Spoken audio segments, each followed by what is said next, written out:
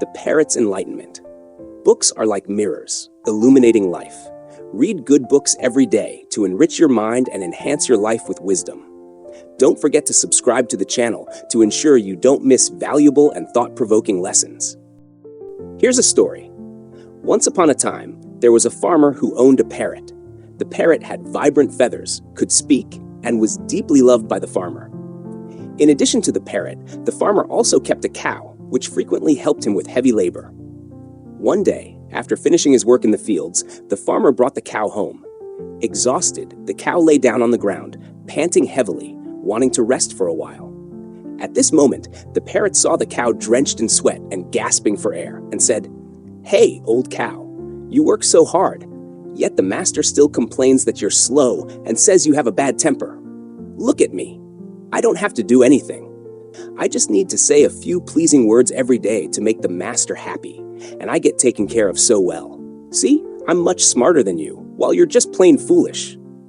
Hearing this, the cow replied, "I use my strength to work and sustain myself through honest labor, living a meaningful life. There's nothing foolish about that. Perhaps in your eyes, I'm a fool, but I believe our master doesn't think the same." The parrot, upon hearing this, thought the cow was merely refusing to admit the truth, like someone who dismisses grapes as sour because they can't have them. The parrot continued, "Old cow, of course you don't think you're a fool. But even if you don't want to be, you can't help it. You don't know how to say sweet words to make the master happy. All you can do is work diligently, exhausting yourself every single day." After saying this, the parrot laughed loudly, mocking the cow. The cow listened, but didn't respond. It thought to itself that the parrot and it lived in completely different worlds. The cow believed the parrot was only skilled at making empty, flowery remarks, but contributed nothing of substance, so it chose not to argue further. However, the parrot mistook the cow's silence as jealousy and self-perceived inferiority. Then, an unexpected event occurred. One day, while the farmer was chopping wood, dry weather caused his house to catch fire. The fire grew from small to large, and both the parrot and the cow panicked, crying out for help in the hope that the farmer would hear them and return. The parrot said, "Hey, old cow, stop crying. At the speed this fire is spreading, the master can't save both of us. The master likes me, so he'll definitely choose to save me first. You have no choice but to wait for death." The cow remained silent, not responding to the parrot's words. When the farmer saw the flames from a distance, he immediately ran back. Upon arriving home, he heard the parrot repeatedly crying for help. "Master, save me! Master, save me!" But when the farmer saw the raging fire, he realized he could only save one of them. Without hesitation, he ran straight to the barn, led the cow out, and didn't spare a single glance at the parrot. The parrot, witnessing this, fell into despair. It couldn't understand why the farmer, who once adored it, chose to save the cow instead. Eventually, the parrot stopped crying for help and perished in the flames. Later, the cow asked the farmer, "Master, you really liked the parrot. Why did you choose to save me?" The farmer replied, with deep meaning, "Don't you understand? Without you, I can't plow the fields. But without the parrot, all I lose are a few pleasant words. It's not important at all." Immediately, the old cow sighed. "I told you, the master isn't foolish. Depending solely on saying pretty words can only make you liked for a moment.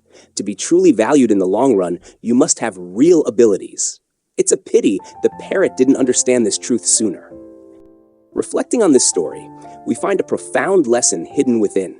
As the ancients said, golden and jade on the outside, but ruin and emptiness within.